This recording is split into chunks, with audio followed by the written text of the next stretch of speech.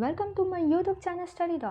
आज हम लूसेंट का नेक्स्ट टॉपिक देखेंगे जो कि भारतीय संविधान के विदेशी स्रोत है। ठीक है, इससे पहले के टॉपिक हमने कर लिए प्रस्तावना तक। अगर आपने वीडियो नहीं देखी है तो प्लेलिस्ट बनी हुई है, आप वहाँ से जाके देख सकते हैं या लिंक डिस्क्रिप्शन में मैं डाल दूँगी, वहाँ से भी आप देख सकते हैं। ठीक है, अगर आपने ये पहले भी पढ़ा हुआ है तो कोई बात नहीं, एक बार रिवीजन के तौर पे इसको देखिए, आपका भी साथ में रिवीजन हो जाएगा, साथ में इसमें क्या इंपॉर्टेंट पॉइंट्स हैं और क्या उतना नहीं है वो भी हो जाएगा। ठीक है ना। और ये बहुत इंपॉर्टेंट टॉपिक है, विदेशी स्रोत। दो टॉपिक आज हम देखेंगे, संविधान के विदेशी स्रोत और दूसरा आपका अनुसूची। ये दोनों से एक एक क्वेश्चन तो आपके हर एग्जाम में बनते ही बनते हैं, यानी 2 नंबर तो आपका पक्का है, तो ज़रूर देखिए। देखिए संविधान के विदेशी स्रोत, देखिए जब संविधान सभा का जब गठन हो रहा था तो जो संविधान सभा के जो निर्माता थे वो लोग क्या डिसाइड किए कि जिस भी देश का कोई चीज़ अच्छा लग रहा है, कोई भी चीज़ अच्छे हैं वो हम लोग अपने संविधान में अगर ग्रैब कर सकते हैं, अडेप्ट कर सकते हैं, तो क्यों ना, उसमें बुराई क्या है। किसी में भी कोई चीज़ अच्छा दिखता है तो हम लोग उसको अडेप्ट कर सकते हैं। ठीक है, फिर वो किसी भी देश का हो। तो जिस देश का संविधान हमारे संविधान के अनुरूप लगा, अच्छा लगा उसको बनाने में, उसको संविधान निर्माताओं ने हमारे संविधान में ऐड करके चले गए। ठीक है, तो सबसे पहले है यूएसए से क्या लिया गया है, प्रस्तावना। जो प्रस्तावना यानी प्रस्तावना का विचार, ठीक है, प्रियम्बर का विचार लिया गया यूएसए से, और प्रियम्बर का भाषा लिया गया ऑस्ट्रेलिया से। ध्यान रखिएगा, मौलिक अधिकार जितने भी हमारे अधिकार दिए गए हैं, पहले 7 और 6, ये हमारे यूएसए से लिया गया है। न्यायिक पुनरावलोकन यानी जुडिशियल रिव्यू जिसको इंग्लिश में कहते हैं, ये लिया गया है यूएसए से। संविधान की सर्वोच्चता, संविधान ही सर्वोच्च है, उसके ऊपर कुछ नहीं है, ये आपका यूएसए से ही लिया गया है। न्यायपालिका की स्वतंत्रता, मतलब न्यायपालिका स्वतंत्र है अपने ये बनाने के लिए, कानून वगैरह बनाने के लिए। निर्वाचित राष्ट्रपति, अब देखिए निर्वाचित राष्ट्रपति भी यूएसए से आपका लिया गया, ध्यान रखिएगा। और उस पर महाभियोग, कि कैसे महाभियोग चलाना है उस पर। और हाँ, अगर आपको याद है तो कमेंट बॉक्स में ज़रूर कमेंट करिए कि राष्ट्रपति पर महाभियोग किस आर्टिकल में है। ठीक है, बहुत बार क्वेश्चन पूछा जाता है, ज़रूर कमेंट करिए।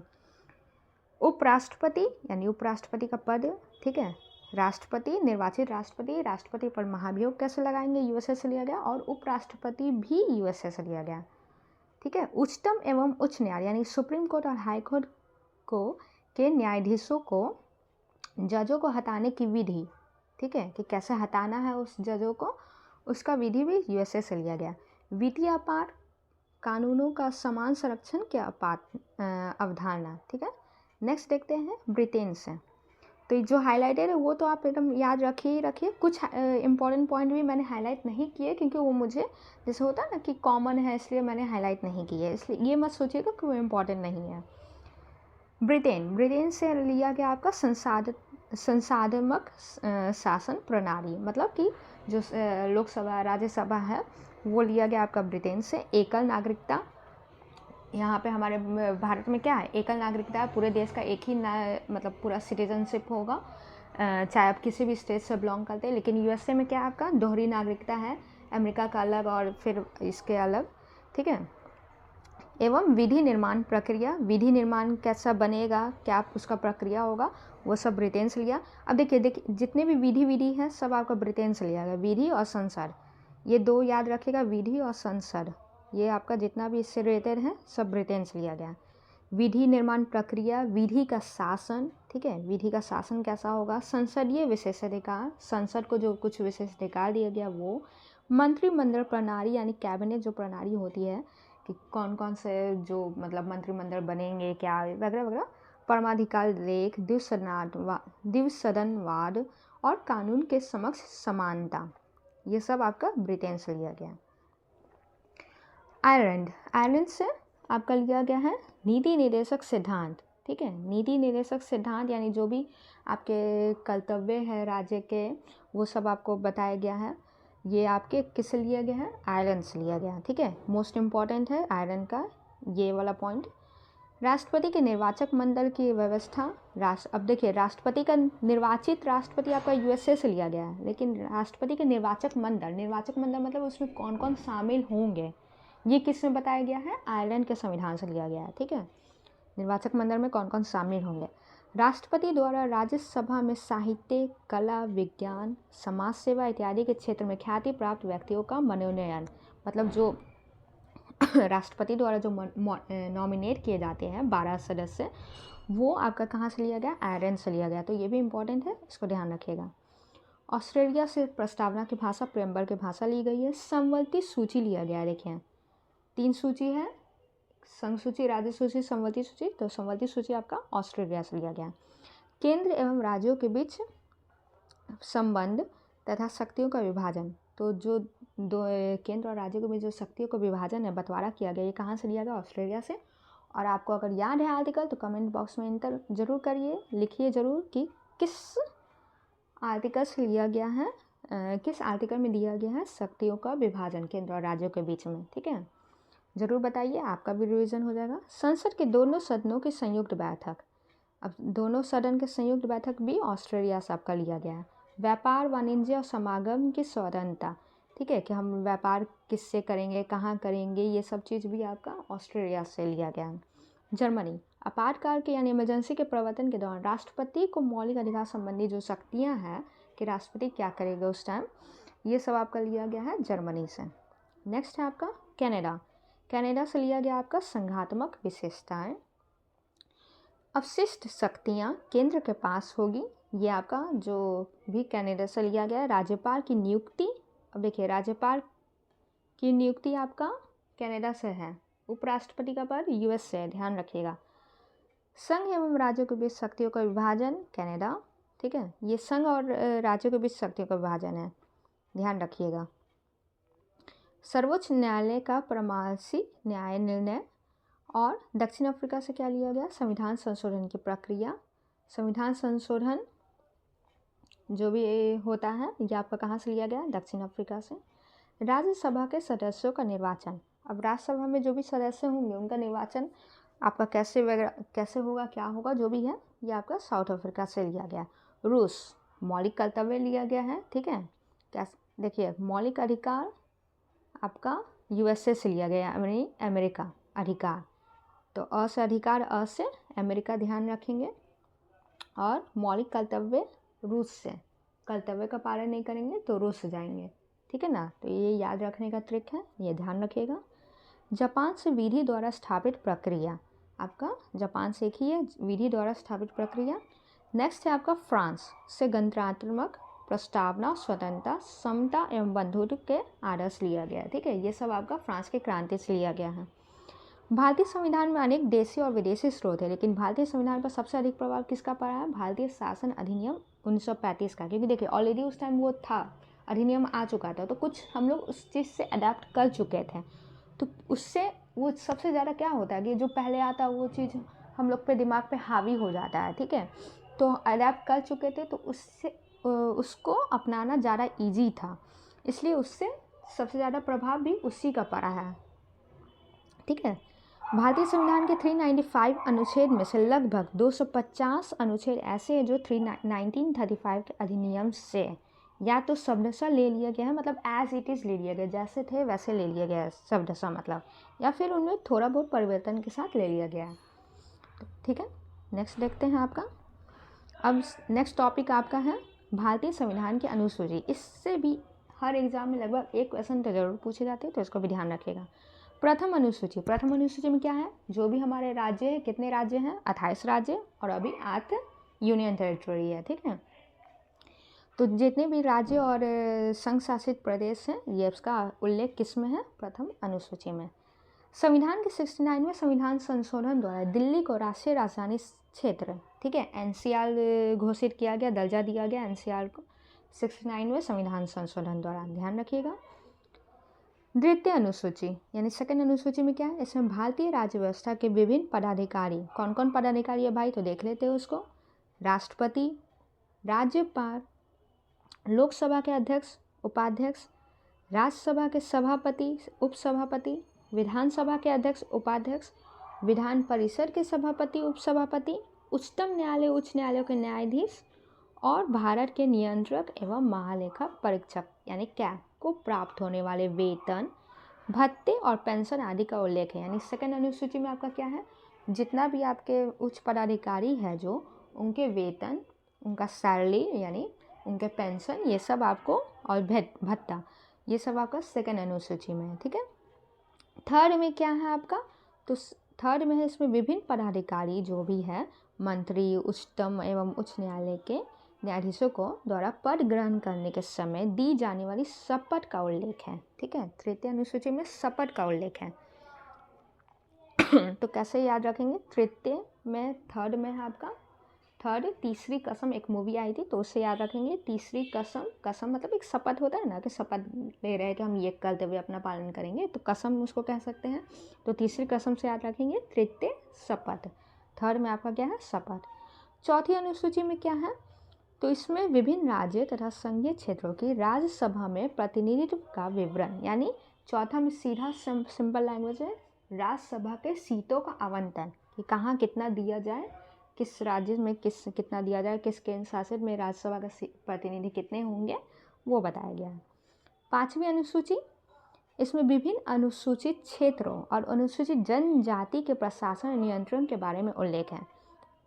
तो जितने भी देखिए अनुसूचित क्षेत्र हैं और अनुसूचित जनजाति SC ST का बात कर रहे हैं, के प्रशासन और नियंत्रण के बारे में उल्लेख किया गया। पांचवी में SC ST के प्रशासन और नियंत्रण, सिंपल लैंग्वेज है, SC ST के प्रशासन और नियंत्रण के बारे में उल्लेख किया गया। छठी अनुसूची में इसमें असम, मेघालय, त्रिपुरा, मिजोरम राज्यों के जनजातीय क्षेत्रों के प्रशासन के बारे में प्रावधान है।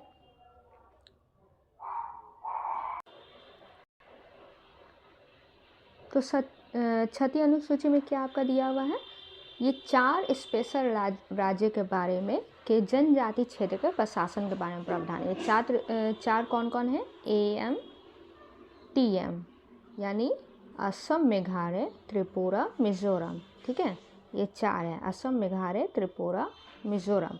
इसमें मणिपुर नहीं है, ध्यान रखिएगा। मणिपुर ऐसे याद रख सकते हैं कि मणि खत्म हो गया था भाई उसके पास, तो उस मणि का प्रशासन नहीं देखेगा मणिपुर का। ठीक है, क्योंकि उसके पास मणि ही नहीं बचा। तो असम, मेघालय, त्रिपुरा, मिजोरम, ये 4 राज्य का प्रशासन, जनजातीय क्षेत्र के प्रशासन को देखेगा छठी अनुसूची। ठीक है। सातवीं अनुसूची, इसमें केंद्र एवं राज्यों के बीच शक्तियों के बंटवारे के बारे में दिया गया है। ठीक है। तथा इसी अनुसूची में सरकार द्वारा शुल्क एवं कर लगाने के अधिकारों का उल्लेख है। देखिए ये ध्यान रखिएगा, सबको पता है कि शक्तियों का बंटवारा दिया गया है 7वीं अनुसूची में, लेकिन ये ध्यान नहीं किसी को रहता है कि टैक्सेस भी इसी में उल्लेख है। जो भी टैक्सेस लगेंगे 7वीं अनुसूची में ही उल्लेख है। इसके अंतर्गत 3 सूची हैं, संघ सूची, राज्य सूची और समवर्ती सूची। संघ सूची में दिए गए विषय पर केंद्र सरकार कानून बना सकती है। नाम से ही पता चल रहा है कि संघ सूची है भाई, तो केंद्र सरकार बनाएगी कानून। संविधान के लागू होने के समय इसमें कितने विषय थे, तो 97 विषय थे, और अभी वर्तमान में इसमें 100 विषय हैं, क्योंकि कुछ जो समवर्ती सूची के विषय थे इसमें ऐड कर दिया गया है। संघ सूची के कुछ महत्वपूर्ण विषय है, देश की प्रतिरक्षा, विदेशी मामले, युद्ध, शांति, रेल, डाक, तार, मुद्रा, बैंकिंग, परमाणु शक्ति आदि।